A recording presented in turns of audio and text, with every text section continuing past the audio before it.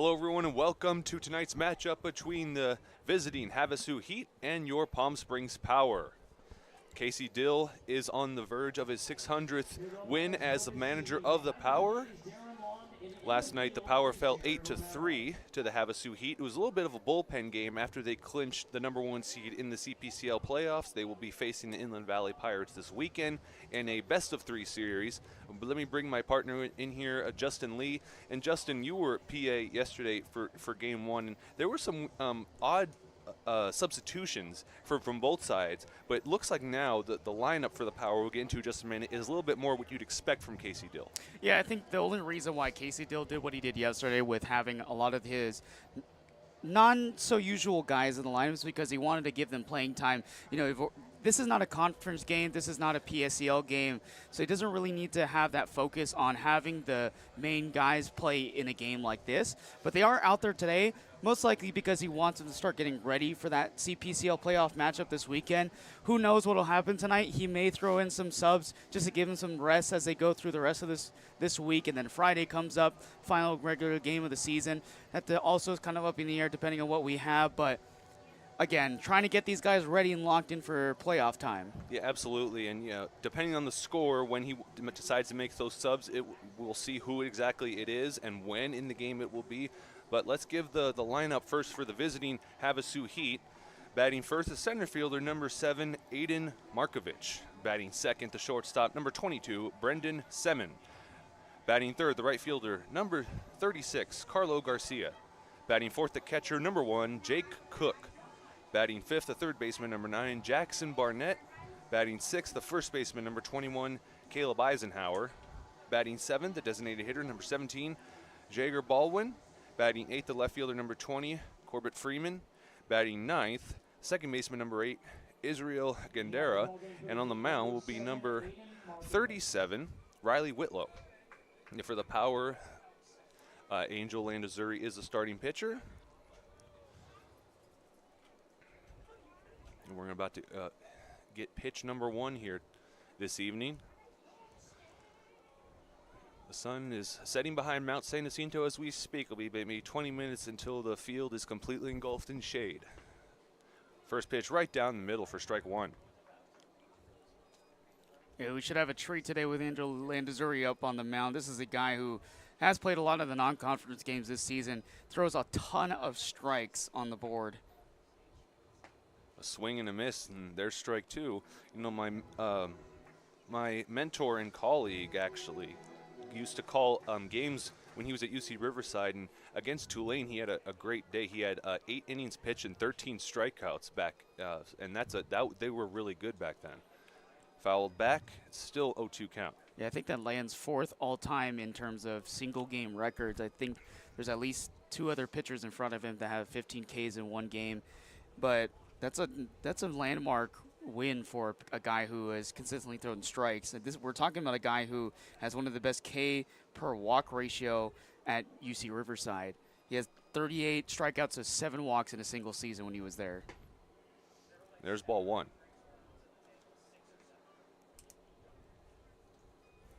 And this is somebody, you get to see the same thing this season, right? 103 strikes just to 43 balls that he's thrown before coming into this game. 3 starts in total for the Power so far. The 1-2 pitch, he checks, swings, and he goes around, but it fell out of Chavez's glove, and he'll throw it down. So 1 away in the top of the first. Number 22, Brandon Semin. And this is somebody who likes to lock in with those pitches right down the middle. He's going to challenge you either way, no matter what, with those strike calls. And as soon as you start watching those pitches, you're going to be too late in trying to make a swing in contact with the ball.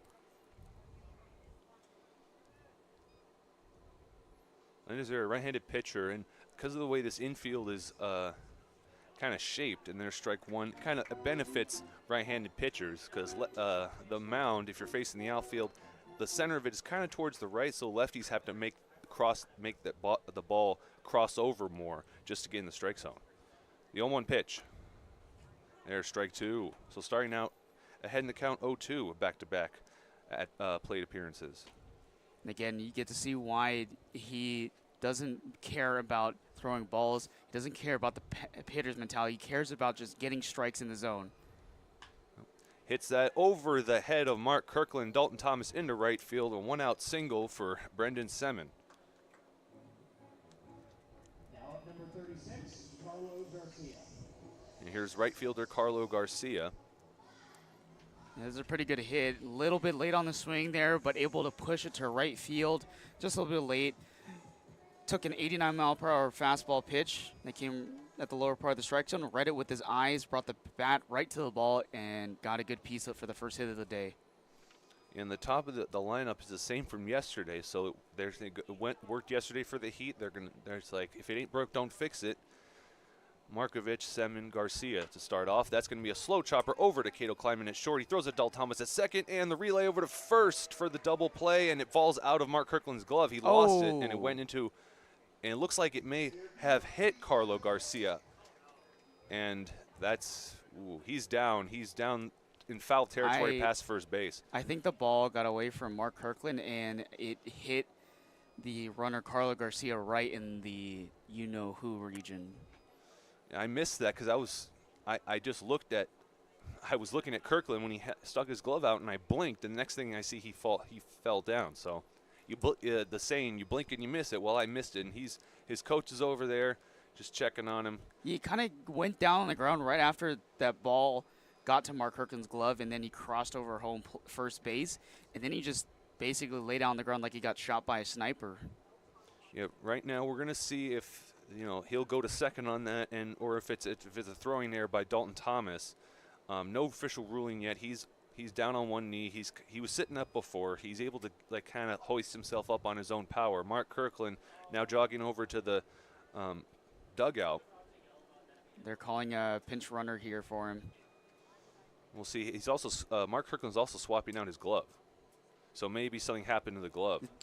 Was there a physical hole in his glove that caused the ball to come through? Because it looked like he had that ball in his mitt. Yeah. It would have to be in a spot where none of his fingers are, or else it'd be without some fingers right now. It must be a loose that netting between your thumb and your index finger. That's probably where it came through, and maybe the leather was a little bit loose and it got through that glove. Maybe that's what happened right there. I've seen a lot of things in baseball, but I've never seen a glove break like that during a game, if that is what happened. But he took him a while to go over. He wasn't staring at his glove like, oh, that's how it happened, right in the immediate aftermath. He might have known. I'm not sure exactly, but obviously clear that he had something wrong with that glove because he just switched it out. It seems like we might get number. No, he just batted. I'm not sure if we do have a pinch runner. We'll see. He's still down. He's in pain on the lower half. He was standing, kind of like had his hands on his knees. Now he's kind of squatting just to deal with the pain, trying to just help distribute it more evenly where the pain is at. Well, I think he's fighting it off right now. Yeah. Seems like he's okay. He's just talking to his coach as he's going back to first base. But if the ball did go through a hole in Mark Kirkland's glove, I don't know if you can rule that an error. You can't say oh, he got hit so he can go to second. That's just a really rare occurrence in baseball. It seems like he's going to stay at first. He'll be safe with the fielder's choice. And that was he's got contact on the ball in his first swing. So Landazuri's thrown 9 pitches so far. Now he faces Jake Cook, the catcher. And there's a very good reason why we call those moments cup checks. Ball 1. He took a while down there on that first baseline, so I don't know if he has one on or not, but at least he's up there, right? Yeah, I don't think that's you would if there's any time you would expect to get hit there, it's not while you're base running. No, absolutely not. So yeah, we'll get official word on exactly how the ball hit him before, but it was an accurate throw by Thomas, and Kirkland didn't see where it went. There's ball 2. It was an absolute perfect throw from Thomas on the relay from that double play attempt. And I'm telling you, I think it might have just gone away from that glove of Mark Kirkland because it looked like he had it right in his mitt. And hits that in between Kirkland and Thomas into right field. So that will move Carlo Garcia over to second. And another single. So 2 hits in this inning for the Heat. Now batting number 9, I mean, that's just really good tracking ability from the hitter, right, on that pitch. That was a sinker coming down below the zone, and he tracked up all the way about 2 inches down below the plate, and he's able to really put the barrel to the bat as he lined it between the 4-3 gap. Pretty good hit there by Jay Cook. Here's Jackson Barnett now, was also in the 5 spot yesterday and went 2 for 5 with a run scored. Here's the first pitch, finds the top corner of the zone, strike 1. And here was the big thing about yesterday when you talk about why the Power lost. You know, you had the bullpen throwing in there. You know, you had Tyrone Woods up on the mound, which is a little different than what the Power have usually gone with. And then there was just a lot of mistakes from the guys who usually aren't out there on the field. And particularly in the infield as well. A low outside pitch, he swung and missed and was off balance, so down to their final strike of this inning. Pretty good changeup there by Landazuri. Runners on second and first, 2 outs in the top of the first, no score. Landazuri just 1 strike away from sending this to the bottom half. Delivers. Ooh, just outside. He held up on the swing. Good eye by Barnett. 1-2 is the count. Same exact pitch, off speeder. Just trying to see if he can get him to bite on that outside pitch. Nothing happening. Yeah, that's the pitch he swung and missed on the previous time, and this time he held up. Swung and missed there, the bat soaring over the ball for out number 3. So in the top of the first, no runs and 2 hits, no errors. We're going to the bottom with Austin Haller, Cato Kleinman, and Miles Walton do up. We'll be right back here on Fox Sports 1270 AM radio and Palm Springs Power on YouTube.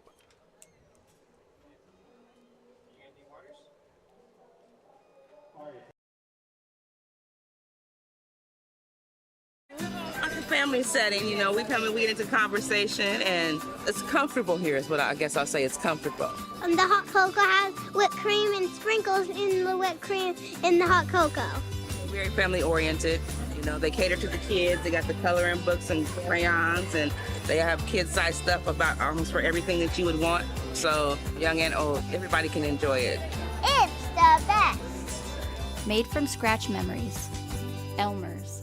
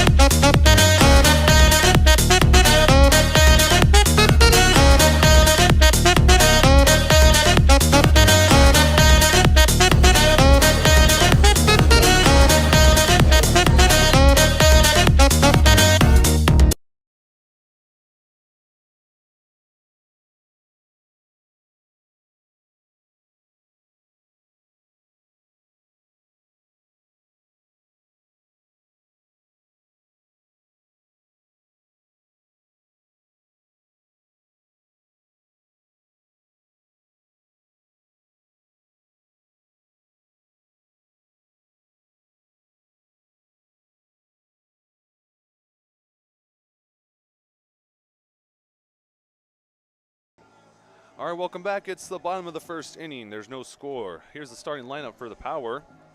Batting first, third baseman, number 2, Austin Haller. Batting second, the shortstop, number 7, Cato Kleinman. Batting third, the center fielder, number 11, Miles Walton. Batting fourth, the first baseman, number 27, Mark Kirkland. Batting fifth, the catcher, number 10, Matt Chavez. Batting sixth, a designated hitter, number 31, Andrew Rivas. Batting seventh, the left fielder, number 9, Grayson Gegg. There's strike 1. Batting eighth, the right fielder, number 32, Garrett Bavacqua. Batting ninth, the second baseman, number 8, Dalton Thomas. Riley Whitlow is on the mound for the Heat. 1-1 count to the third baseman, Haller. Yeah, this will be an interesting matchup between these veteran players of the Power against Riley Whitlow. This is a guy from Columbia Basin College. Ball 2. It's a right-handed pitcher, a freshman from Kennewick, Washington. He's a freshman this year. He had a 6.43 ERA with 3 games started and 9 appearances. So youth talent against a veteran player like the Power have in their entire batting order, I should say. So 2-2 count now as that fourth pitch was good for a strike.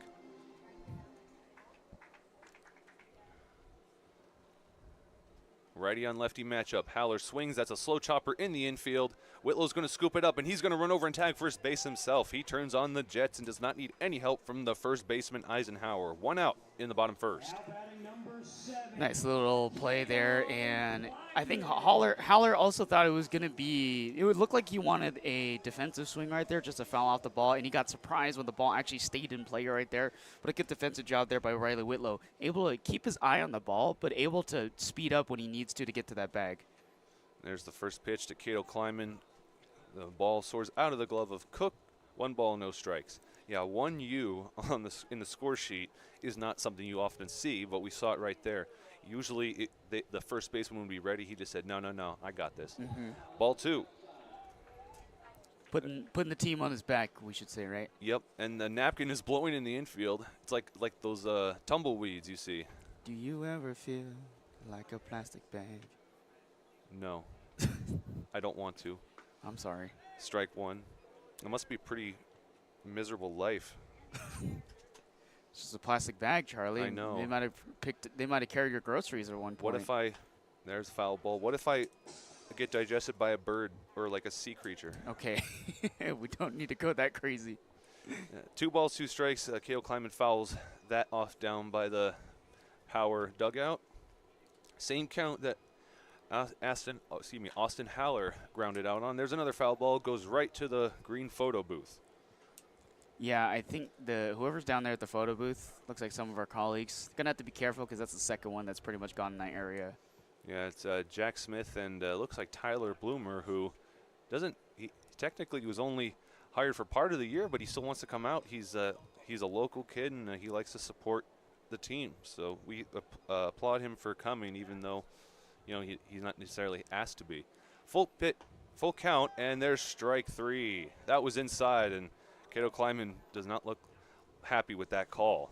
Not happy with that call, but the umpire satisfied with that call because it did catch up on the inside corner of the strike zone. A pretty good little off-speed changeup pitch at 84 miles per hour. Now here's Miles Walton. And we've seen in the last week or so a couple of games actually where there were a lot of substitutions. There's strike 1. But Miles Walton was one of 2 outliers where he was never relieved on defense, nor was there ever a pinch hitter for him. And so that just shows his consistency. Casey Dill wants him in the lineup regardless. Well, it makes sense when you're the guy who's leading the team in RBIs with 24 this season already. He just jumped down in front of Bryant O'Neill about a few days ago. And you got to have your best players out there if you want to play playoff baseball. Absolutely. There's 2 balls, 1 strike. It's bottom of the first, 2 outs, no runners on, no score. And this guy has essentially the highest qualified batting average. Hits this in the left field, moving back, and it's going to bounce on the warning track and off the wall. And Freeman was just too close to the infield to catch that ball. That could have been a fly out, but he was too far in. And instead, it's a 2-out double in the left field for Miles Walton. I was about to say, Miles Walton has the highest batting average qualified amongst all the batters on the Power with a .451 batting average. He just got his 12th extra base hit this season, and he shows off why he's so important in that 3rd spot in the lineup. In batting cleanup, here's Mark Kirkland, and talk about consistent players. He, except for maybe 4 or 5 games this year, has always been your trusty first baseman. And now he comes to the plate. It's a righty on lefty matchup. Whitlow versus Kirkland. Runner in scoring position for the Power. High fastball. Yeah, very trusty first baseman. He's made a lot of great defensive plays, and when you have a guy who is standing that tall, 6'5", that's always a good frame to have as a first baseman. And he's a very patient hitter too. He has the most walks on the entire team at 18 so far this season. And speaking of 18, that's how many pitches Whitlow has thrown so far. Nice. Perfect timing. It's a 2-0 count now for Kirkland. Whitlow keeping an eye on Walton at second and fouls that off into the parking lot. 2-1 count. This is also, not to mention, the first time I think in a while that we've seen both of the Kleimans not playing together. With Cato in the lineup, the Casey's not in there tonight. He's just available. Yeah, there's been a couple of times where we've seen, one of them in the lineup and one in reserve. That's going to be tonight. This hit up the middle. It's going to get past the shortstop into center field. And coming home to score is Miles Walton on the RBI single. The Power take a 1-0 lead here in the bottom first. And again, they show you why he's such a patient hitter. Mark Kirkland just taking whatever pitch he can find. He sees an 83-mile-per-hour pitch cutting down in the strike zone, gets a good piece of it right up the middle, and scores the speedy Miles Walton from second. Now we're in the middle of the order. The catcher, Matt Chavez. Now Matt Chavez, one of the more recent acquisitions, more than halfway through the season, he's definitely shown that he can produce, and he's earned a spot in the lineup more than half the games that have been played since he came here. Ooh, hit by pitch in the back and throws the bat in frustration, so he'll go to first. Mark Kirkland advancing to second. Well, not exactly how you want to start your day by getting a pitch right to your back on the numbers on the jersey too. Of course, he's going to be a little bit frustrated about that. And when you have a guy who came halfway through the season with already the amount of catcher depth that we have at that position, he's hitting .455 and he's 5 for 11 this season. Yeah, and the catcher depth we'll talk about, Blake Conrad, also midseason acquisition, and with Tyler Nelson. Casey Klein was also catching for a little bit. And, Matt Chavez just adding to that catcher rotation. But here's Andrew Rivas.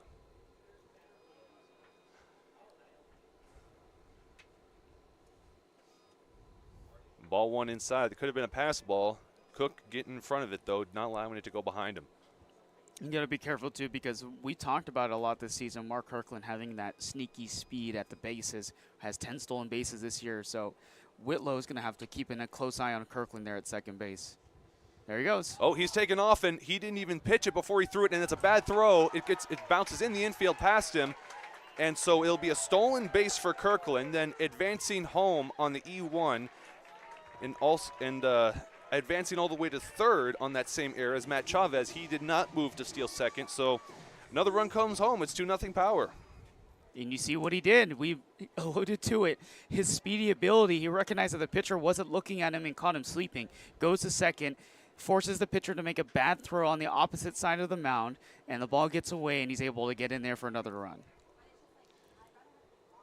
So still a 1-0 count for Rivas. Ball all lone outside on the opposite batter's box. 2 balls, no strikes.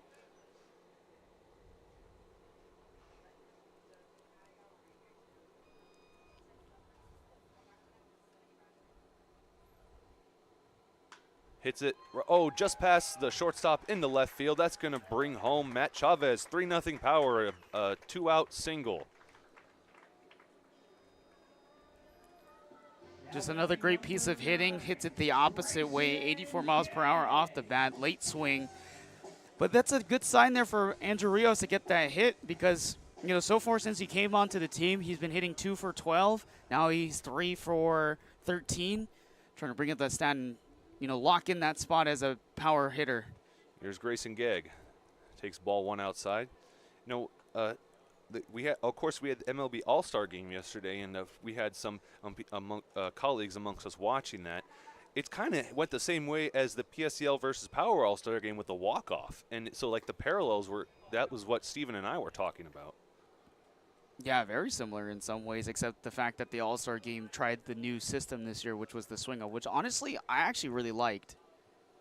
Yeah, I saw the National League go up 6-0, lose that lead, and then win on a walk-off. And that is a hit by pitch. Grayson Gegg gets hit in the leg, and he's in pain. So another HPP keeps this inning going. Rivas will go to second. Now batting number 32, Garrett Bavacqua.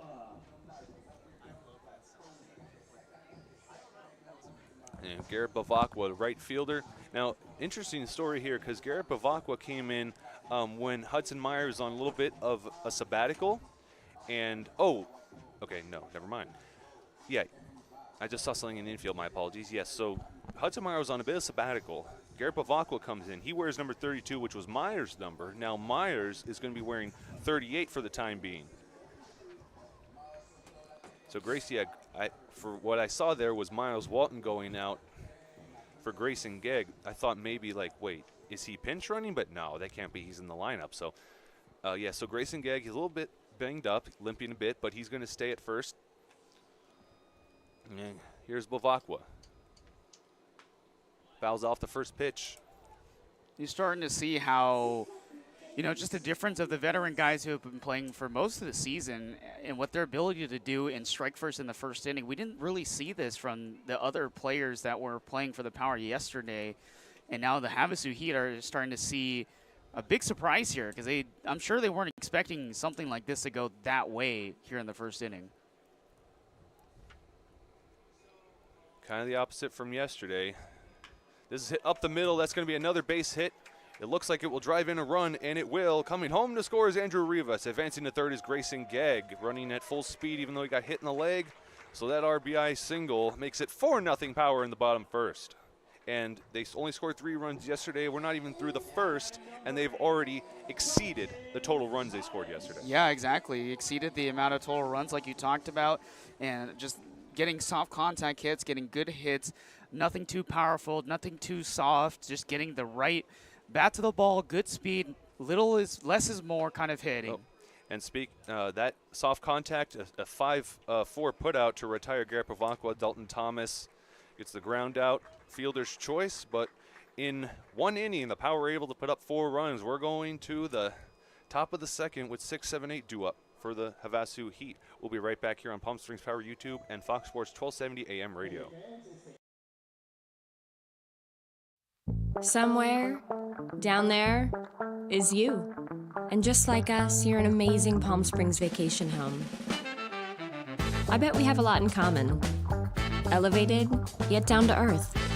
A place to soak it up, sip it down, and make a splash. A place where staying in is even better than going out. Not just a place for visiting, a place for living in the moment. That moment when vacation dreams become reality. You're one of Palm Springs' best kept secrets. Let's show you off. Because you're so much more than just a home. You're a destination. You're an adventure. You're an idyllic escape. You're a happy place. Need a garage door replaced or repaired? Then go to Overhead Door Company. We do it all. Repairs, service, new installs, retrofits, and more. For over 100 years, Overhead Door has been committed to bringing you the best in residential garage doors, commercial doors, openers, and accessories. Whether you need a stylish new garage door for your home, a more energy-efficient commercial door for your business, or a better integrated door system for your industrial application, remember, if you don't see the red ribbon logo, you are not getting the genuine, the original Overhead Door products and service you need. Look for the red ribbon for products that are reliable and safe. Our service technicians are trained, knowledgeable, and background checked. Our continued success is due to our exceptional employees. Call 760-772-3667. Overhead Door Company. We sell the best and service the rest.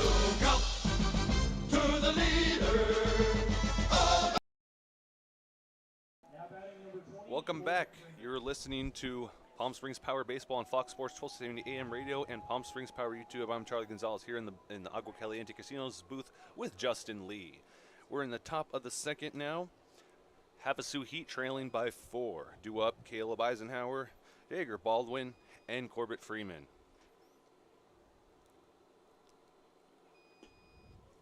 Ball 1. Correction number 21, Caleb Eisenhower. The response we saw from the Power in that inning when the first 2 batters were retired and they went through the rest of the order, it just shows their resilience. This is a slow bouncer over to Cato Kleinman. At short, he zips it over to Mark Kirkland for out number 1. Yeah, that's the type of thing we want to see from the Power, especially when they get this close to the playoffs and wanting to get that three-peat title for the CPCL, being able to strike first and early and show grit. You know, obviously they took a hard loss yesterday in a way I'm sure they imagined not to, but it's been a good response so far, even though it's very early in this game still. There's Jaeger Baldwin, the designated hitter. Landazuri delivers the first pitch just outside. How often do you see a guy named Jaeger, by the way? It's tough. Besides Attack on Titan, but Jaeger, like, With a J at the beginning instead of a Y, too. That's another thing. Yeah, that too. And usually it's a last name, not a first name. There's strike one, 1-1 count. You can see how Yeager is also communicating to his dugout, telling him how the pitch is going to come in. When he sweeps his finger away, he's going to curve in. If it comes through, he's going to point his fingers towards him and say it's a fastball. This is going to be fouled off, drifting past the right field foul ball territory, stadium lights. There's been 2 times this season with my own eyes that I've seen a foul ball hit one of those light poles. There was one you missed when it actually hit the physical lights in left field. See, that's a perfect time to play the safe light repair, safe light replace sound effect. I wonder if they did, if we had that loaded on the machine yet. 1-2 count from Landazuri. This is popped up. It's a little kind of a bloop hit off the inside of the bat. Mark Kirkland comes up to make the catch. 2 up, 2 down here in the top of the second. Yeah, I got him to chase on that upstairs pitch just above the strike zone. Another off speeder, so changing the eye level and causing Yeager Baldwin to get a little bit under that pitch and pop it up in the air for Mark Kirkland. And Corbett Freeman, the left fielder, he's been tasked out in left field so far. A few hits have gone his direction out there. Landazuri delivers. Strike 1. We talked about this earlier at the top of the broadcast, how left-handed pitchers are kind of a disadvantage because of where the mound is situated based on the plate. And that particular pitch from a right-handed pitcher went all the way across, and he still managed to find the zone. Swing and a miss, strike 2. Yeah, it does give him kind of a disadvantage with the way that the plate is a little positioned to the mound there, and you're starting to see that kind of play in hand here. We saw that a lot last night too, with just this field in general and how tough it is to play here as a visitor. 0-2 pitch, that's outside, ball 1. And you have the stadium noise, you have the fans here, you have the infield dirt that has caused a lot of problems, and the grass too. We saw a really crazy play yesterday with the ball getting away from one of the shortstop players as it took a weird hop over his head. Check swing, he did not go. It's below the zone, ball 2. Yeah, that was the highest bounce I've ever seen as well from an infield, because we know how the grass is when it turns to dirt in the infield. Mm-hmm. That particular hop, even the shortstop was not even like within 3 feet of it, and that was one of a kind. Oh, strike 3. He goes down looking. He's crowding the plate a bit. It was less than half a foot away from him, and he's having words for the home plate umpire. So it's a 1-2-3 inning for Angel Landazuri. We're going to the bottom second. The Power lead the Heat 4-0 here at Palm Springs Stadium. We'll be right back.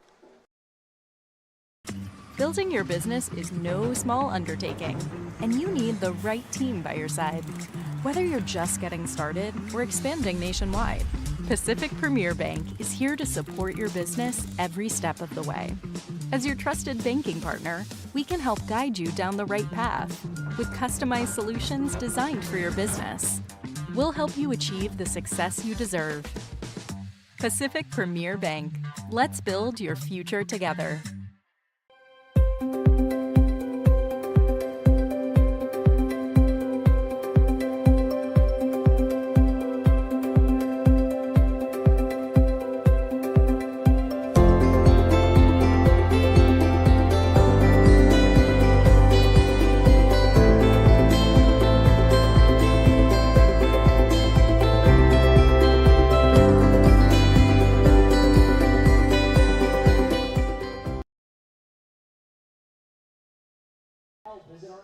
Welcome back to the bottom second. We're back to the top of the order as we had 9 batters in the bottom first for the Power. It's Haller, Cato Kleinman, and Walton due up for the Power. That was a quick response because Landazuri, he faced 5 batters in the top of the first, gave up 2 hits, no runs. And that one he goes 1-2-3, gets a strikeout. The Power are in cruise control. Yeah, cruise control is the right word to say right there, and there they went one time through the lineup, so we'll see if they can do it again. Ball 1 outside.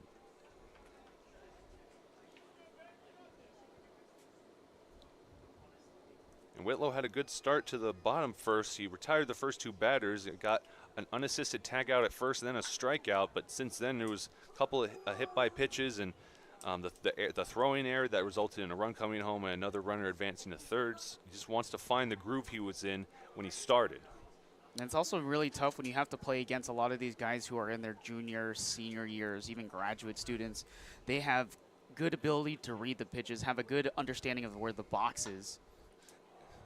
Austin Haller grounds that over to the second baseman, has trouble scooping it up. Does he get it to first on time? He does. So a 4-3 put out retires Haller, one away in the bottom second. Now batting number 7.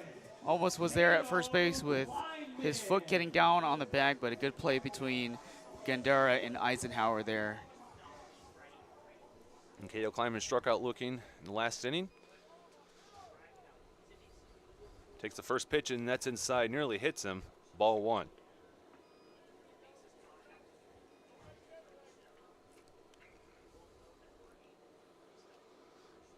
Second pitch, he's picking up the tempo, hits that over to the second baseman. He falls down, he stops it for going to the outfield, and that's going to be a one-out single for Cato Kleiman. Pretty good tracking ability on that sinker pitch at 84 miles per hour. Again, being able to track that ball, bring the hands in, drive it down on the ground, and put it in a spot where Gandara has a tough time trying to make that play with his glove on his left hand. And Miles Walton, he had the 2-out double that got the rally going for the Power in the last inning. We'll see what he has in store here as he was the first run to score. Ball 1.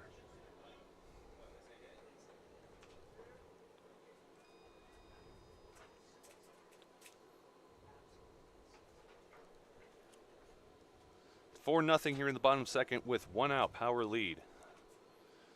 The 1-0 pitch. Walton pops that up into right field, moving over and making the catch is Garcia for out number 2. Now batting number 27, Mark Kirkland. Just a little bit under that swing that time by Miles Walton, but surely won't be the last time we see him tonight at all. Oh, 100%. Now here's Kirkland. Drove in Miles Walton for the first run of the game. Ball 1. Kirkland's story is also really interesting. Every time we see, where this guy has been and what his life is like, it's very interesting, especially here, like, at the college level, because he's still playing at the University of Redlands. I'm sure he's trying to find somewhere where he wants to play professionally, but, he has a kid, he has a wife. He's jumped through 4 different schools. Fouled off over by the bouncy house. But 1 ball, 1 strike. But he's arguably the captain of the team with that type of experience. He knows how to get these guys meshed together, and with the way that they've been playing lately, I'm sure he's been part of the reason why the Power have been able to kind of get back into that groove of winning games in CPCL play. The 1-1 pitch for Kirkland. That's low. It bounces off the plate, and Cook's still able to get it into his glove. 2 balls, 1 strike.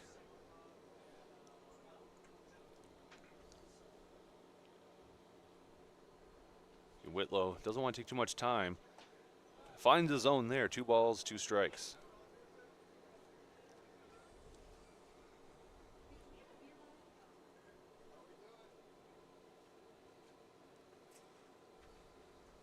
Taking a deep breath. The 2-2 pitch. And that sinker below the zone. It's a full count for Kirkland.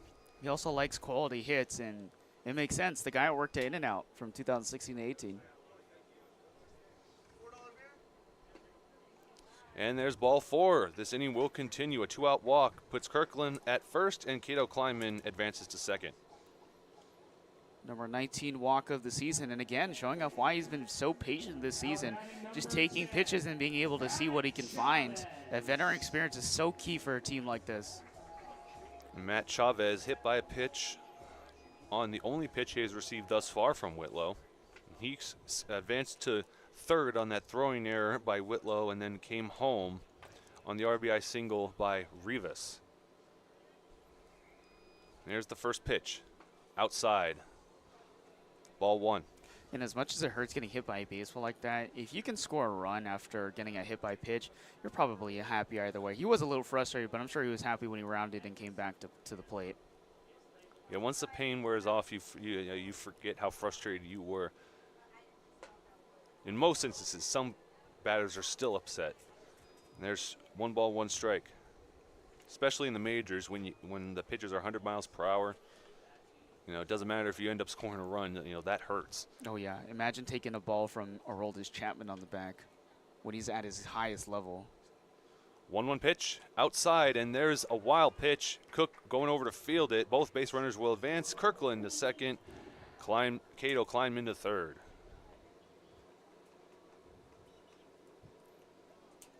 You could also see Cook was prepared to go after and get that wild pitch on the outside in the lefty batter's box, but the way that it bounced out in that box and off of his glove, tough play to make for the catcher behind the plate.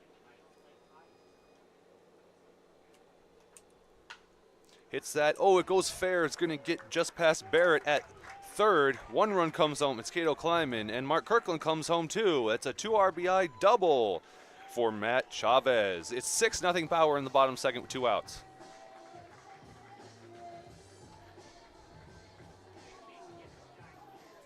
You talk about the hit by pitch, scoring that run, staying locked in and stay happy. He stays happy here with that hit right down that left field line. Took a pitch that was coming right back in with the cutter, and he just another soft contact hit that he pulled the arms in and sent it right down the third base side. And Barnett took a step to his left, bad step, ball gets away and scores 2 runs. And the reason why Barnett was just a little bit off the bag and was allowed to squeak by him is because he was anticipating a pickoff move from Whitlow, but he never got it. As a result, he wasn't in the right position to go up and scoop that. If he's right on the foul ball line, then that's going to be out number 3. That explains that situation, yes, and perfectly indeed. And it's a 1-0 count. Andrew Rivas takes strike 1. You talk about that factor of that pickoff. Because Barnett is there at third base, he's probably preparing to go get another ball, just like that error that Whitlow threw earlier in the game. That probably affected that in some way. You're absolutely right. And the wind kind of blowing towards the infield, so those hits into the outfield have a little bit of resistance. And that could help both teams when the infielders come in and they just can't quite reach the ball if they dive for it. 2 balls, 1 strike. And we see the flag in center field kind of flapping towards us.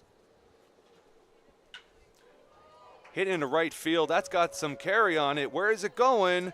It's a home run for Andrew Rivas. 8-0 Power in the bottom second.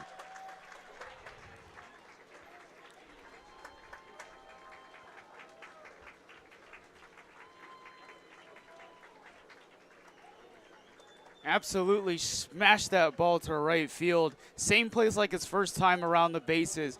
Took a good pitch, slider right in the heart of the zone, 97 miles per hour off the bat. Projected distance of 405 feet over that right center wall. Yesterday, Noah Ariola had a home run of his own, but the Power were down at that time. It didn't get as much attention, but that one just made their lead even bigger. It's 8-0. Now here's Grayson Gegg. Was also hit by a pitch. And that's popped up in the infield. Shortstop moving over, calling off the second baseman, and making the catch for out number 3. So 4 runs in the first for the Power and 4 more runs in the second. We're going to the top of the third where the Power have an 8-0 lead over the Heat. We'll be right back on YouTube and Fox Sports 1270 AM radio. Jessup Auto Plaza has been proudly serving the Coachella Valley since 1938 as your trusted family-owned auto destination. Now, electrify your drive with the Valley's most extensive range of electric vehicles. Drive the Chevrolet Blazer, Equinox, Silverado, the powerful GMC Hummer, Sierra, and the distinctive Cadillac Lyriq. Silent power, bold performance. Electrify your drive. Jessup Auto Plaza. Since 1938, the EV brands you love, the family you trust. Hey, Coachella Valley, Patrick Summers here, General Air Conditioning and Plumbing. Spring is here and summer is right behind it. Don't get caught with a broken air conditioning system. Call us now. Let us get a tune-up done. We're offering a special for $79. It comes with a seasonal guarantee. Call our team today. Get yourself scheduled before the heat hits. Be proactive, not reactive. Go ahead and book at callthegeneral.com or call our offices and we'll get you taken care of.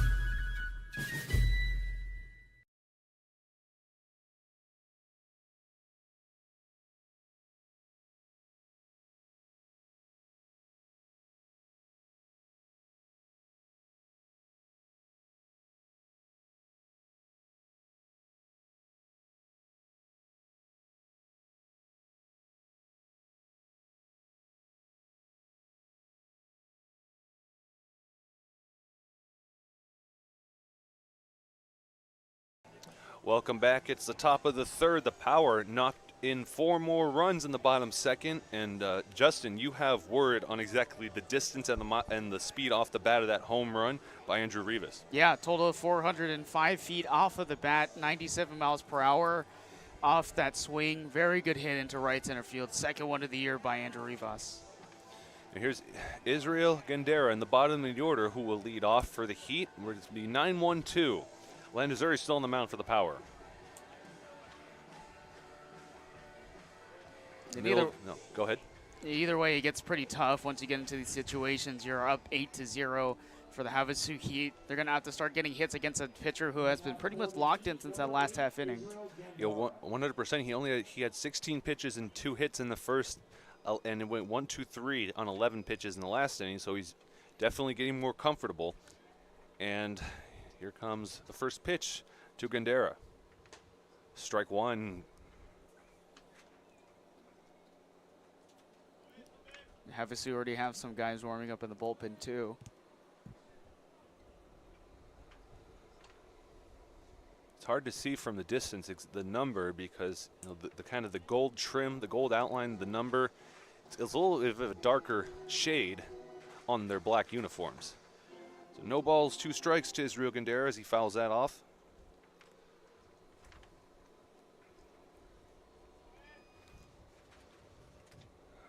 Landazuri taking a deep breath, get himself situated, delivers the 0-2 pitch.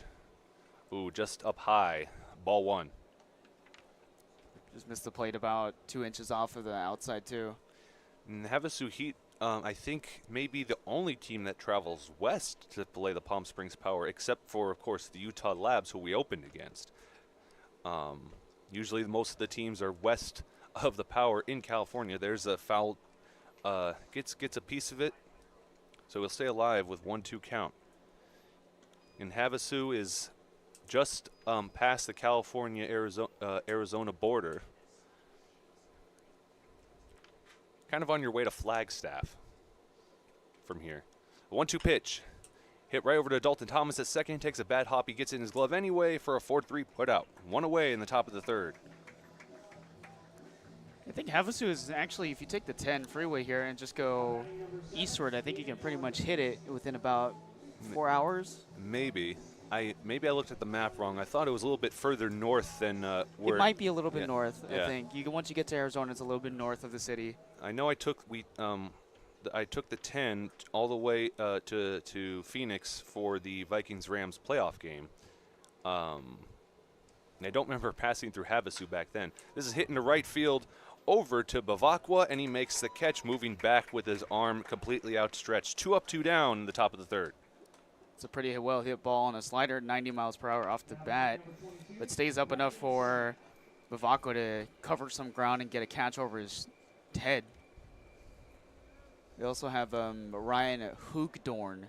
What a name for the Havasu Heat warming up in the bullpen. Yeah, Ryan Hugendorn. We haven't seen him play yet in this series. Here's Brendan Semin, who had the first hit of the game. Check swing, ball 1.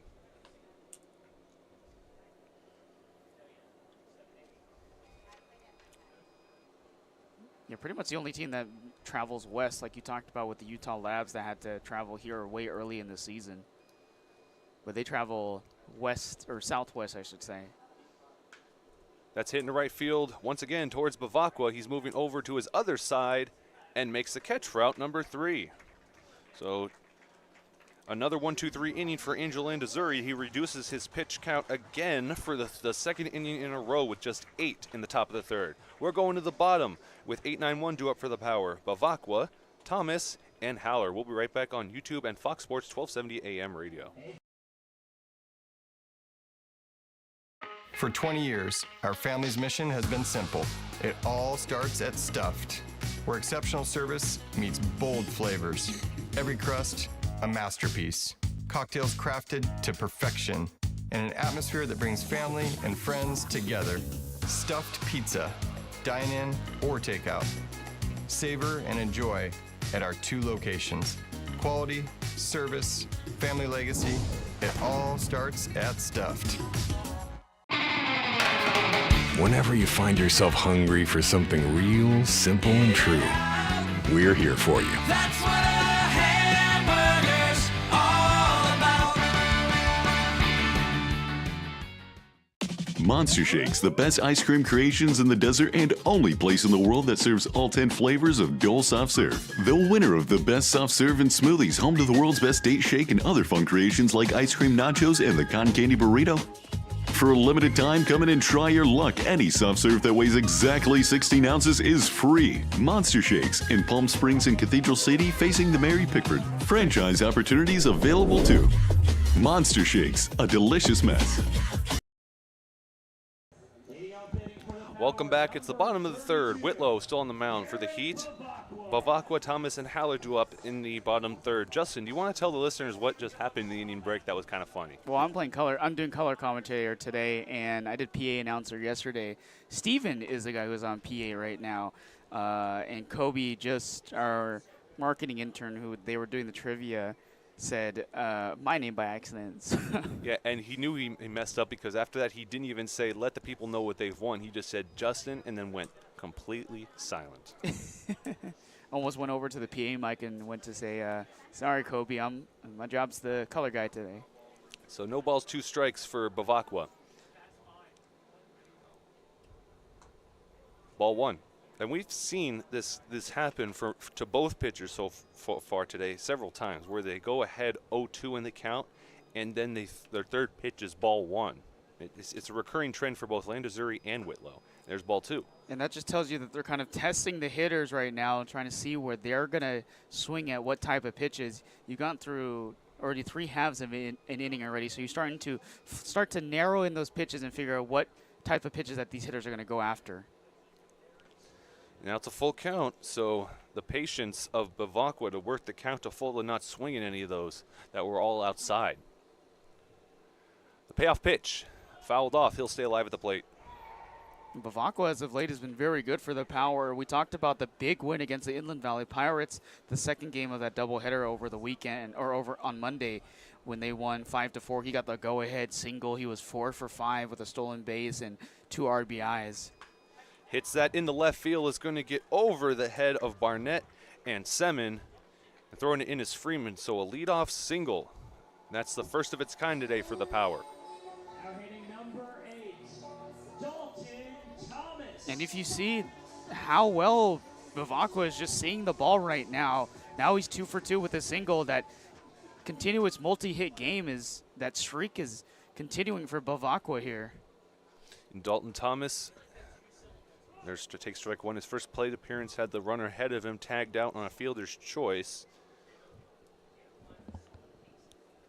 So now with that pitch, it's an 0-1 count. And up the middle, it's going to get in between Gandara and Semin. So back-to-back singles to start off this bottom third, and the power showing no signs of slowing down.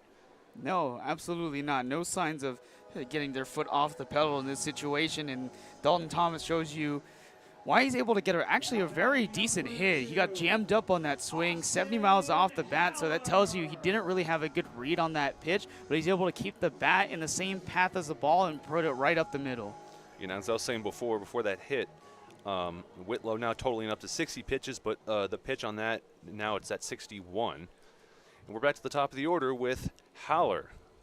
He has 2 runners on with no outs. The power got to feel good about where they are right now. I mean, you start to understand the situation here. You've seen the lineup turn over 3 times already. This is the 3rd time that it has turned over. So you got to start considering when's the best time to start bringing in these relief pitchers. And there's ball 2. And the decision, because this is a non-conference matchup for both teams, you got to also think the Havasu Heat may be saving their best relief pitchers for a game later this week, and so they're going to keep this guy in even though they feel they could lose. There's a lot of things that go into the decision-making the manager has on when to pull a starting pitcher.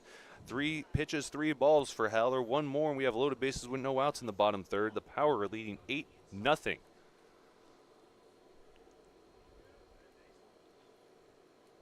The 3-0 pitch. That's going to be hit right to the first baseman. He'll throw it over to the shortstop covering second. He'll throw it back to first, and the first baseman is not covering the bag. So there's one out. And advancing to third is Bavacqua. Dalton Thomas was tagged out, and Haller gets on base safely with a fielder's choice. Yeah, I still like that decision there to try to force a double play, but, you know, you saw the pitcher, Whitlow, come in there a little bit late, so Eisenhower had to come over and grab the ball before he could get the relay back from his own guy, Semin, at shortstop, covering that second base bag. So Cato Kleinman comes to the plate and takes ball one with runners in the corners and one out. It's also very interesting because I only found this out yesterday, but the Power apparently have a bit of a rivalry against the Havasu Heat in the non-conference matchups throughout the years that they played against each other. This is supposed to be that one interesting part of the calendar where they say, hey, this is our rival right here in the Havasu Heat. Oh, and there's a wild pitch. It gets away from Cook, bounce out of his glove. Coming home to score is Garrett Bavacqua. It's 9-0 Power. Moving over to second is Austin Haller.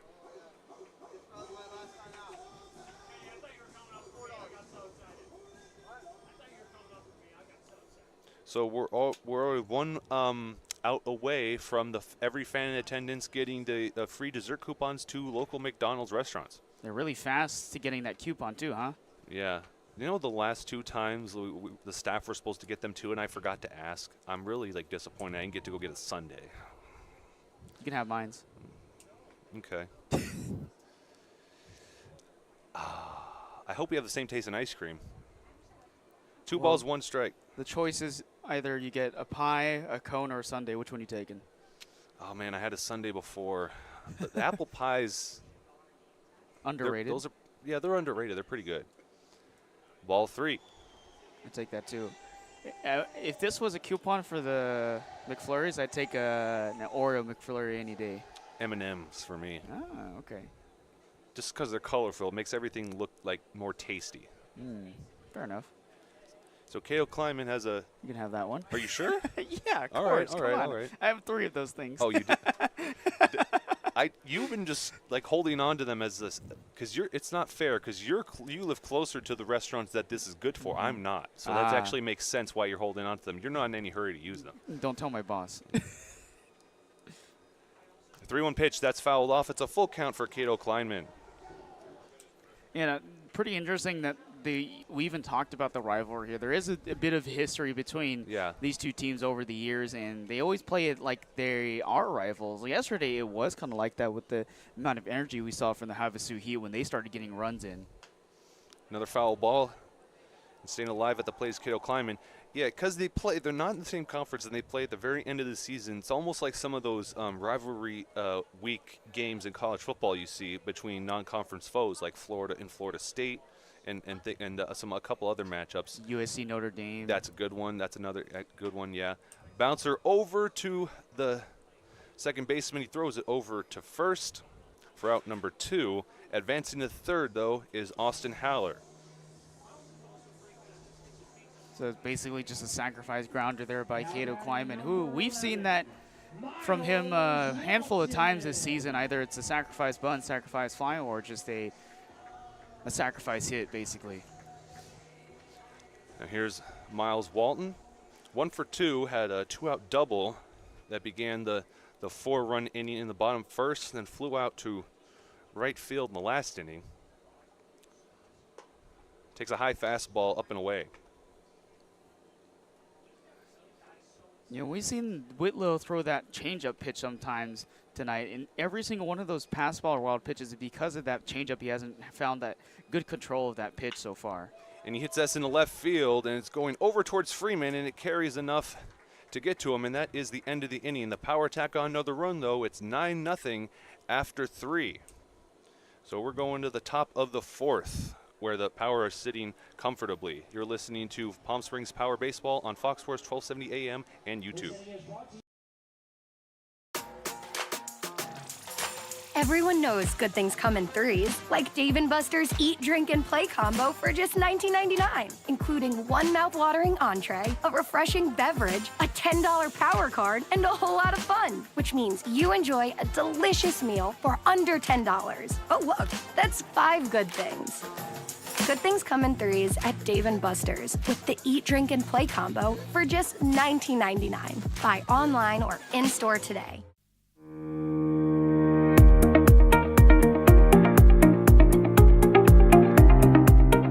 Hello, Power Baseball fans. At SBMP Attorneys, we believe in the power of community. And that's why we proudly support the Palm Springs Power, our hometown baseball team. After a memorable championship season in 2024, capping off the team's 20th anniversary, we're all very excited about the 2025 Power team. SBMP Attorneys and the Palm Springs Power are two teams that are committed to excellence, community, and the spirit of winning. We'll see you all at the ballpark.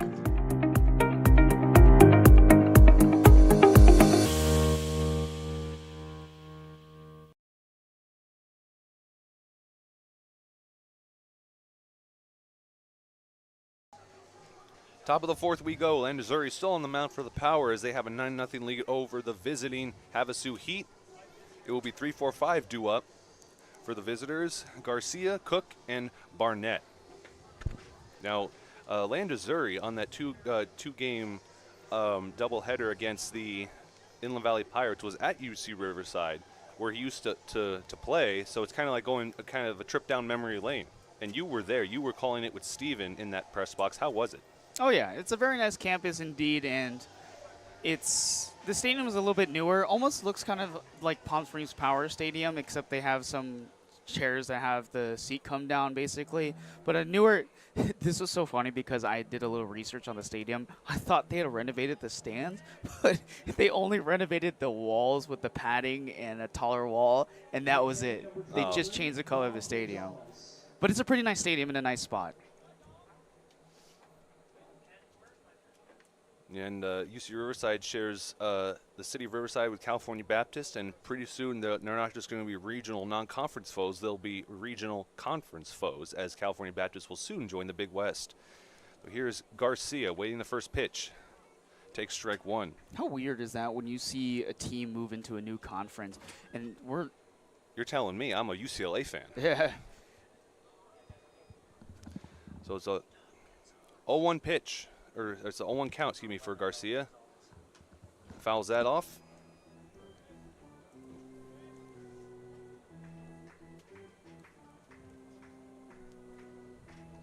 0-2 count, and it's actually pinch hitter Dom Gonzalez out there, and not Carlo Garcia. I thought he looked different for a moment. I don't think it's Dom Gonzalez. It's actually Gabriel Moore.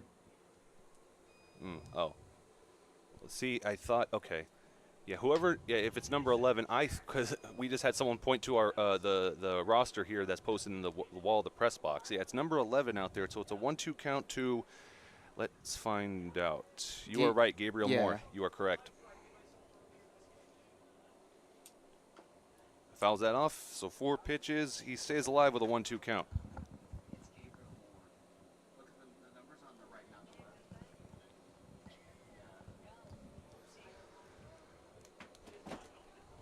So the Power have a 9-run lead here in the top of the fourth, and there's no outs. And Landazuri, the starting pitcher, is still going.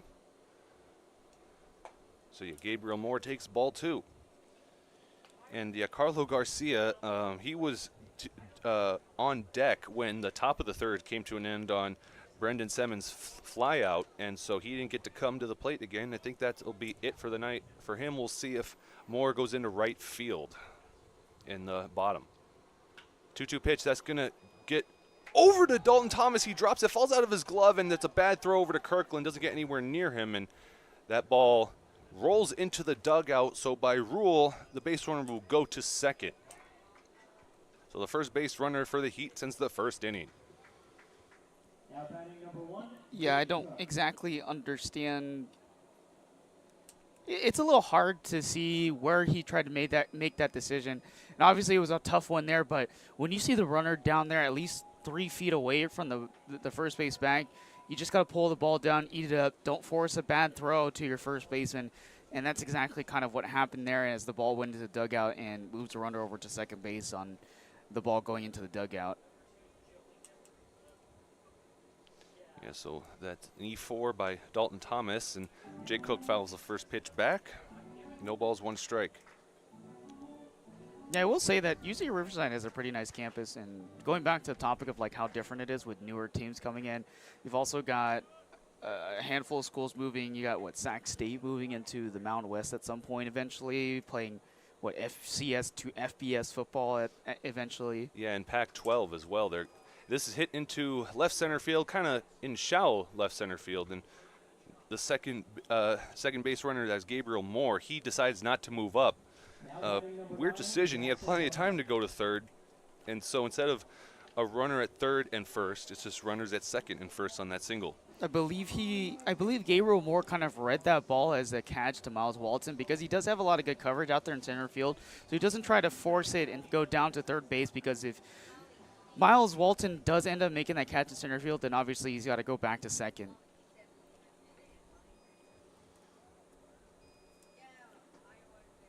Yeah, at the plate now, Jackson Barnett, the third baseman, struck out swinging in the top of the first. Landazuri looking to repeat history. Takes a deep breath, delivers the first pitch. That goes foul. So there are no outs here in the top of the fourth thus far. 2 base runners, no outs. This is the best start to an inning the Heat have had so far tonight. And also the interesting thing about the conferences and the way that the college atmosphere is also changing. You also see schools like Vanguard, who were once NAIA schools, move to Division II, and then you see Azusa Pacific become a Division II to Division III school. And, yeah, they're bringing back football in 2026. Right. There's a slow bouncer over to Dalton Thomas. Comes off the very end of the bat. The 4-6 fielder's choice, Thomas to Cato Kleinman. That will retire Jake Cook for out number 1. Advancing to third is Gabriel Moore. So getting on first safely with a fielder's choice is Barnett. Then you see where Cato Kleinman makes a better decision right there. Getting that ball from Don Thomas. Doesn't try to force a hard throw over to Mark Kirkland, because he saw that the runner was already getting there to the first base bag. Pulls up, doesn't make a mistake there, and holds the runners where they are at the corners. So runners, yeah, at the corners with 1 out. Saw this same exact scenario with the power earlier, strike 1. And another thing that kind of throws off like the conference balance is Dallas Baptist is a D1 school specifically for baseball and Conference USA, and D2 for everything else. And so yeah, there's definitely some things that will be that will change in the coming years. Yeah, there's some interesting loopholes in how that's going to work, especially with Gonzaga participating in the Pac-12, and obviously they don't have football. Yet they had it many years ago, and now they're bringing it back. So no balls, 2 strikes for Eisenhower. Ball 1.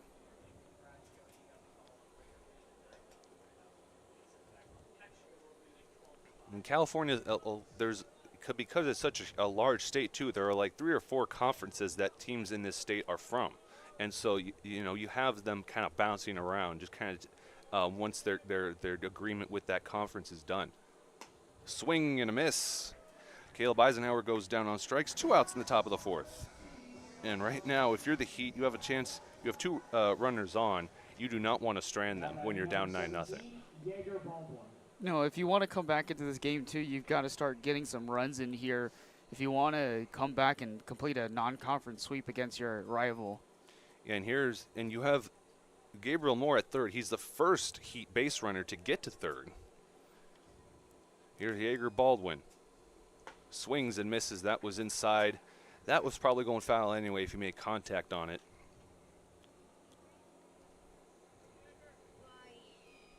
So with that pitch, Landazuri is now up to 50. But it's still 24 pitches fewer than Whitlow. Strike 2. And the Heat are down to their final strike of this 4th inning. A lot of very good tunneling here from Angel Landazuri this time. Throwing the strikes right down the middle and then catching you outside with that slider.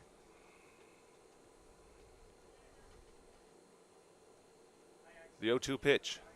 Finds the zone. And Jaeger Baldwin goes down looking, so he's able to get out of it without any runs coming home. 17 pitches in the 4th. It's still 9-0 power lead. We're going to the bottom with the heart of the order due up. We'll be right back. There's something winning in the agua. Catch all the action at 360 Sports at Agua Caliente Casinos. Watch your favorite teams on our giant wraparound screens. See live scores on the LED sports ticker. Win big with our bar top games and enjoy great twists on bar food favorites. And with 3 premier casino locations, 360 Sports is the ultimate fan experience. For more information, visit aguacalientecasinos.com. Across the Coachella Valley, you'll find our communities powered by short-term rentals. These rentals bring visitors and dollars to the region. Whether attending events, checking out the art scene, or dining at restaurants, when they spend money, we all score. The nearly $1 billion impact of short-term vacation rentals generates tax revenues that fund police, firefighters, education, and many other programs that improve our daily lives. To learn why short-term rentals are a grand slam for the home team, visit onecv.org. Shopping for car insurance is confusing. Holy cow. Great. Now we have a cow in our kitchen. Why did you say that? Because I don't know what coverage to choose. So just say the State Farm jingle. A State Farm agent can go over all your options with you and help choose coverage that meets your needs. Dude, cow, could you move? Like a good neighbor, State Farm is there.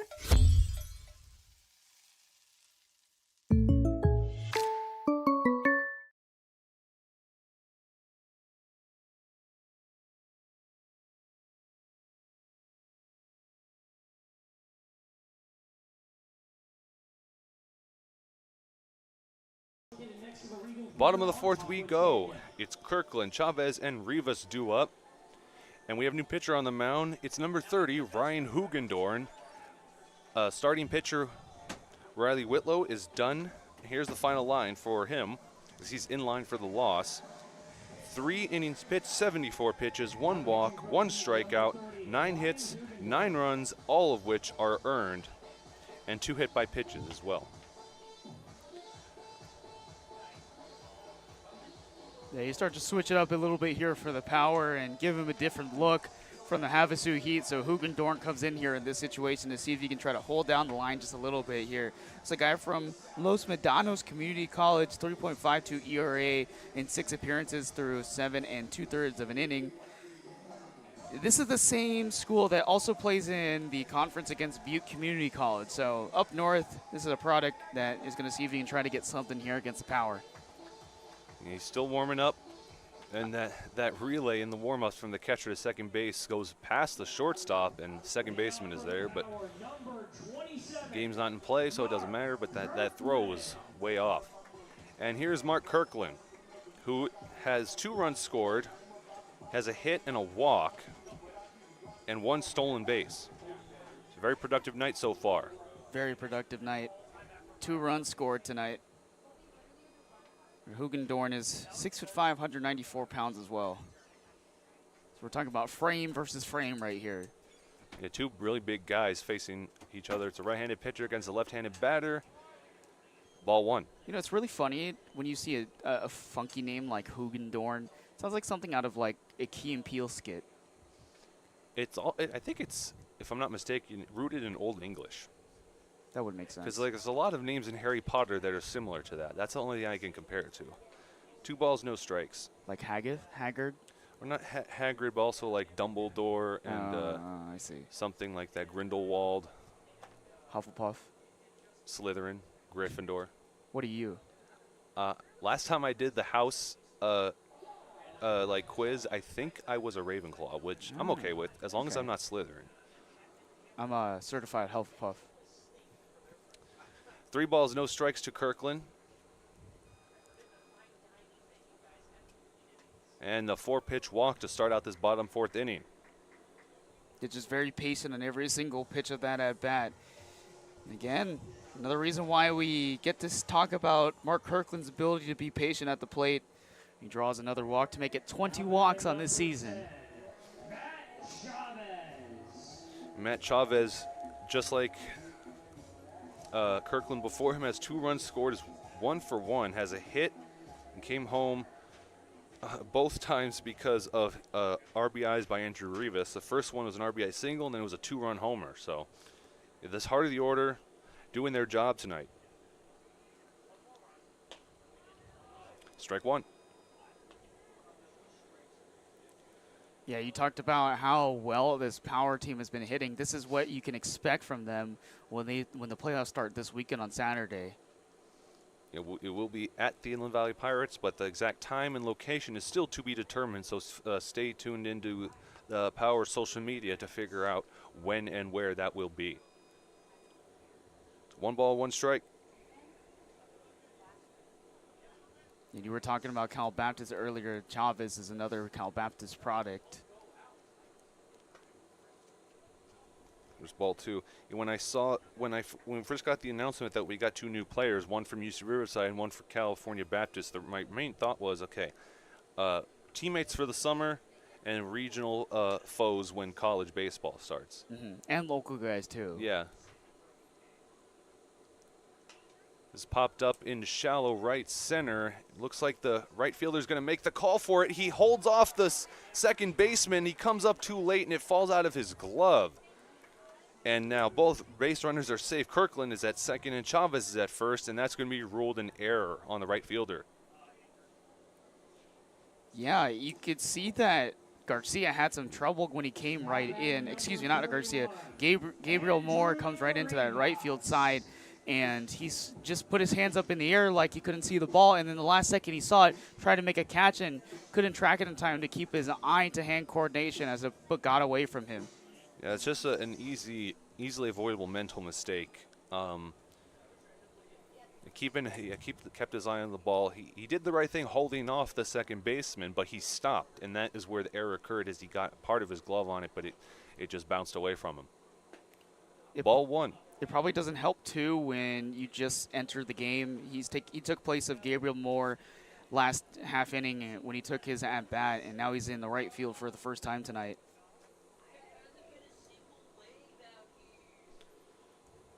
It's hard to tell the 2 players apart outside of jersey numbers. They look kind of the same. There's ball 2. And so far, there's only been 1 strike thrown by Hugendorn since he came in this inning.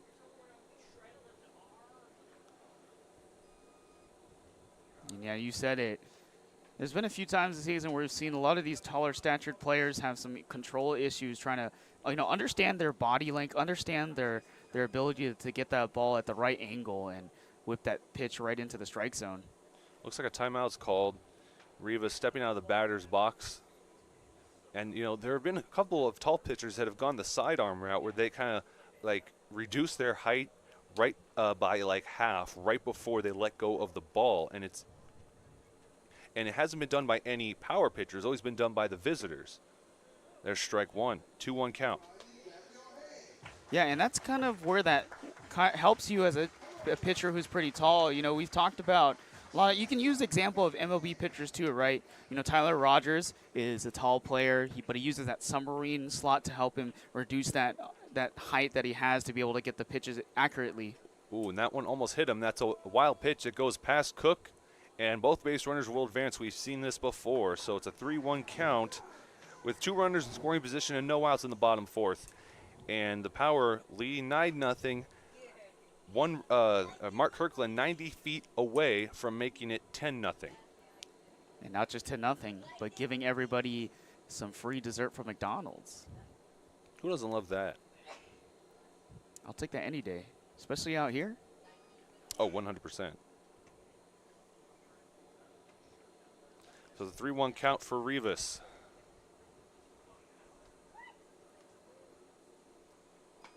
And there's ball 4, so 3 runners on and no outs. It's 2 walks and a right fielder error.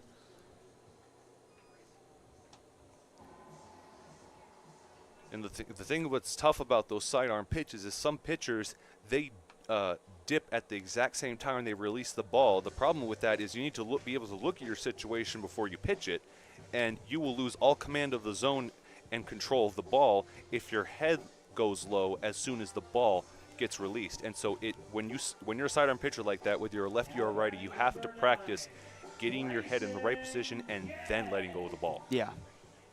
Very good explanation there, Charlie. Yeah, that arm slot helps a lot in the way that it gets the pitcher, but you have to really get used to that. And also, it doesn't help you, especially because it does put a lot more pressure on your arm as a sidearm or submarine pitcher. Yeah, you extend muscles as there's strike one to Grayson Gegg and tendons that you wouldn't normally do if you pitch it overhead like you normally see in baseball. And so that can have advantages and disadvantages. Well, that's why you mostly see submarine pitchers and sidearm pitchers as relief types in Major League Baseball for the most part. And usually they won't go more than 4 innings just because that moment arm that is under them causes a lot more force at that part instead of you using your over-the-top body, because when you're throwing over the top, you use more of your hips, your legs, your lower half to try to get that ball in. Exactly, because energy is moved upward. And that's going to be a single hit up the middle in the 4-6 gap, and 2 runs will score. Free McDonald's dessert coupons for everyone in attendance as it's now 11-0 Power.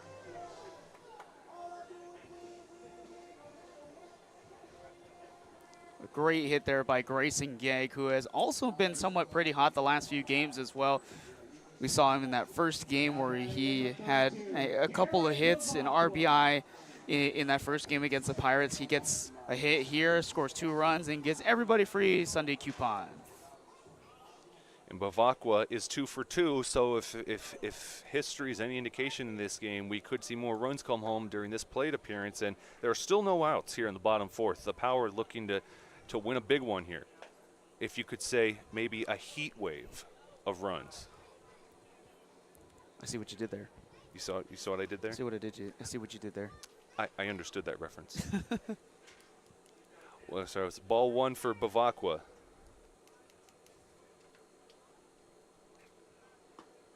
Ooh, gets the 6 square in the zone. 1 ball, 1 strike.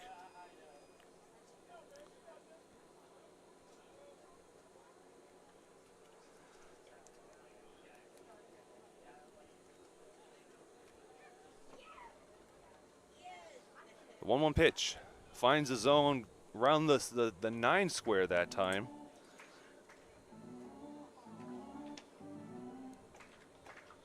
And the count has not worked up to full yet for Hugendorn. We've also got another pitcher warming up, coming back from the bullpen, number 23, Dom Gonzalez for the Havasu Heat. High fastball, 2 balls, 2 strikes.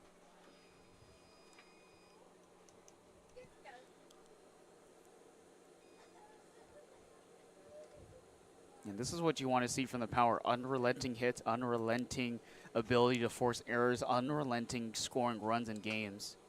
That's fouled off into the parking lot, so he'll stay alive with a 2-2 count. And really right now with a problem with the pitching, if you're the Heat, is you're unable to retire them, and they keep fouling off those balls. And no one, like the pitcher and the batter, no one really wins when that happens. It's just a determination of who will get the best or the better of the other. And so far tonight, it's been the Power batters getting the better, or the best, excuse me, of the Heat pitchers.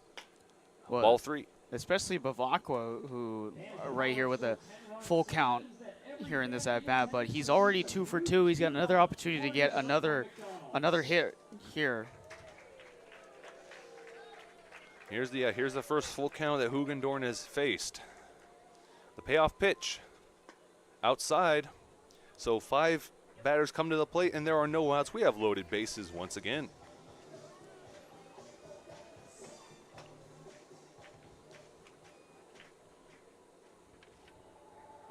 Now batting number 8. Here's Dalton Thomas, 1 for 2.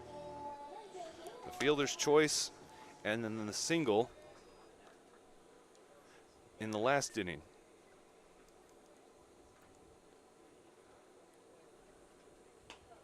Ball 1. It's right now we're in the bottom 4th. It's 11-0 Power with no outs and loaded bases.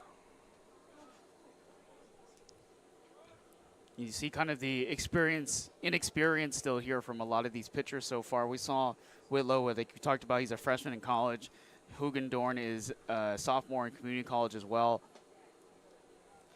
Check swing. It's above the zone. 2 balls, no strikes. It's especially tough when you have to go up against guys who have seen a lot of pitching throughout their years in their careers. And when you're facing off a team that basically has semi-pro players, it's a lot tougher as a young college athlete. The 2-0 pitch, and that's ball 3. It looked like the home plate umpire at first is going to make the call for strike one is he stepped back and he kind of turned his body. Instead, it's ball 3 and 1 ball away from a walk-in run. And the pitchers yesterday for the Havasu Heat, it was Miles, Gill, and Montez. And was he hit there? Either way, he's going to first, but I couldn't tell if that was a ball or not. I think that's going to be ball 4. It was not a hit by pitch. So 12 walking home is Andrew Rivas on a freebie.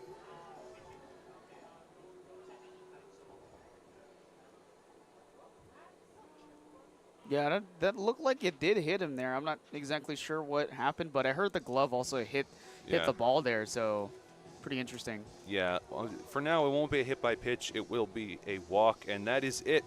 Hugendorn faces 6 batters, can't retire a single one of them.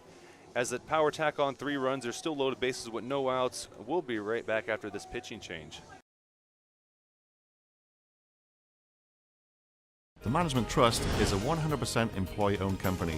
Every employee has a vested interest in providing memorable experiences to every homeowner and board members of HOAs. It's a very powerful thing. No homeowners association is too small or too large for us to manage. From community maintenance services to customized absentee home care, the Management Trust provides just about every service any homeowner could ask for. Hi, I'm Damien with the Management Trust. We're a community management built differently for your homeowners association. To find out how, give me a call.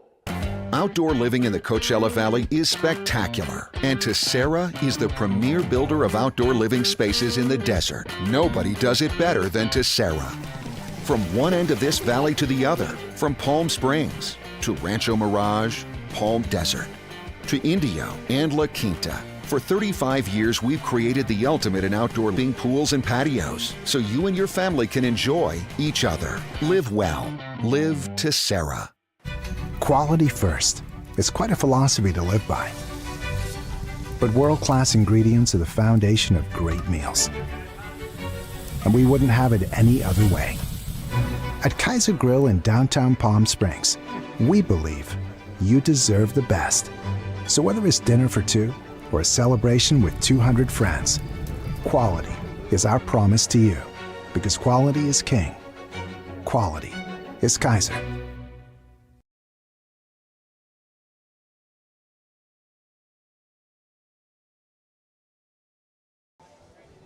All right, welcome back.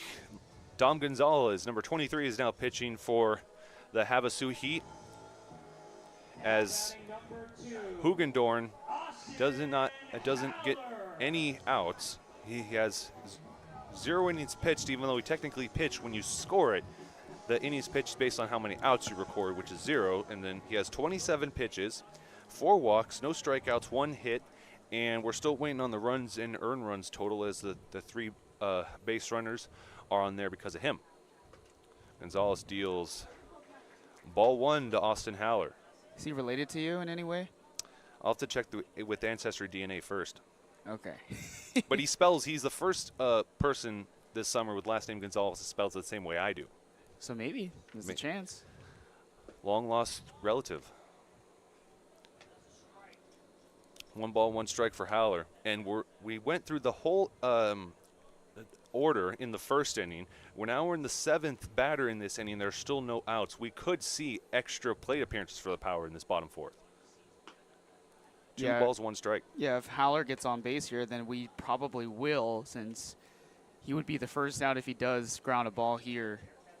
And Dominic Gonzalez, 6'2", 175, another freshman for the Havasu Heat here in this situation. Swing and a miss. 2 balls, 2 strikes. 12-0 Power, no outs in the bottom 4th, loaded bases. And you're listening to Fox Sports 1270 AM radio and watching Palm Springs Power on YouTube. The wind kind of blowing southeast right now. The 2-2 pitch. Below the zone, ball 3.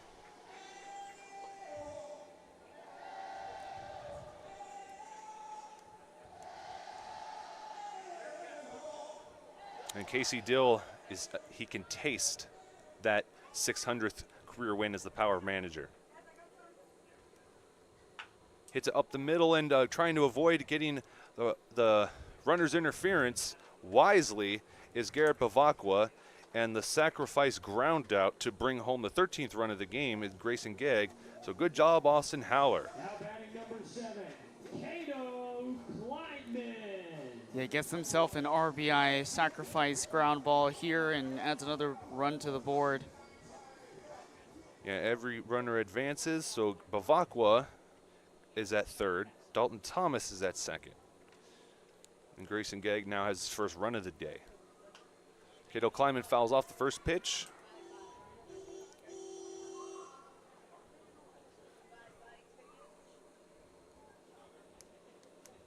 So right now, the total for runs and earned runs in Hugendorn is 4 runs, 3 of them earned, and we could see more. Hits that, once again, right towards the base runner going from second to third. It'll be another 6-3 sacrifice ground out to bring home a run. So back to back, it's now 14-0 Power. They're pretty much just forcing what you can get in here in this situation. And that's exactly what Cato does on that hit, sending it the same way as Austin Howler did.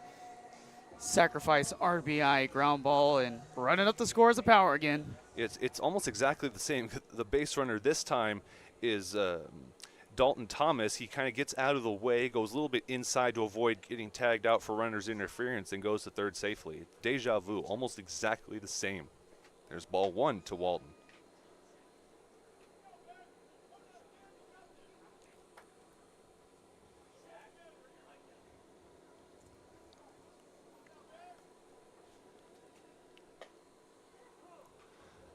One ball, one strike.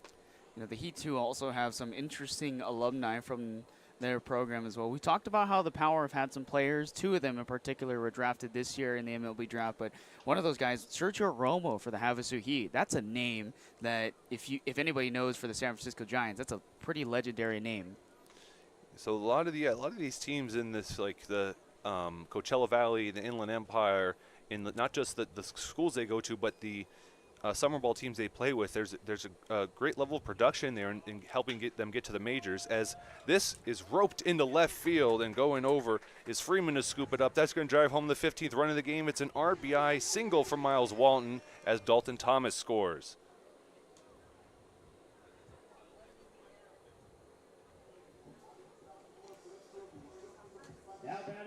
So the final line now for Ryan Hugendorn, it's we didn't know his runs or earned runs, but now we do. 6 runs, 5 of them earned. And now we're going back to where we started this inning with Mark Kirkland. He takes ball 1.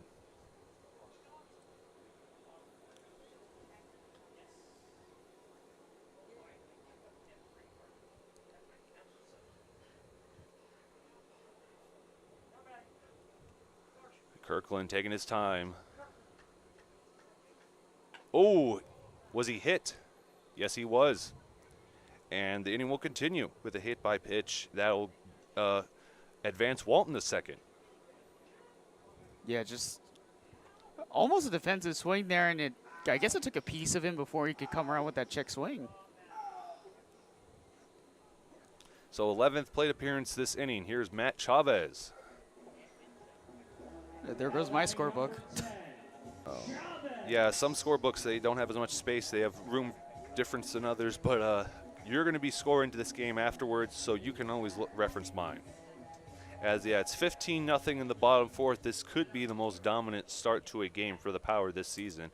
And after they weren't happy to lose. Vested interest in providing memorable experiences to every homeowner and board members of HOAs. It's a very powerful thing. No homeowners association is too small or too large for us to manage. From community maintenance services to customized absentee home care, the Management Trust provides just about every service any homeowner could ask for. Hi, I'm Damien with the Management Trust. We're a community management built differently for your homeowners association. To find out how, give me a call. Outdoor living in the Coachella Valley is spectacular, and Tessera is the premier builder of outdoor living spaces in the desert. Nobody does it better than Tessera. From one end of this valley to the other, from Palm Springs to Rancho Mirage, Palm Desert, to Indio and La Quinta. For 35 years, we've created the ultimate in outdoor living, landscaping, pools, and patios, so you and your family can enjoy each other. Live well. Live Tessera. Quality first. It's quite a philosophy to live by. But world-class ingredients are the foundation of great meals. And we wouldn't have it any other way. At Kaiser Grill in downtown Palm Springs, we believe you deserve the best. So whether it's dinner for two or a celebration with 200 friends, quality is our promise to you. Because quality is king. Quality is Kaiser.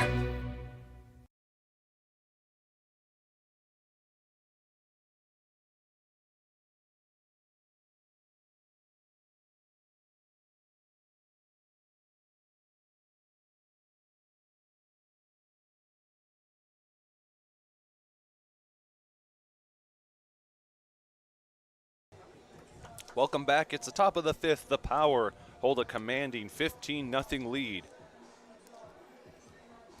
Landazuri still on the mound, so he will qualify for the win if he finishes this inning.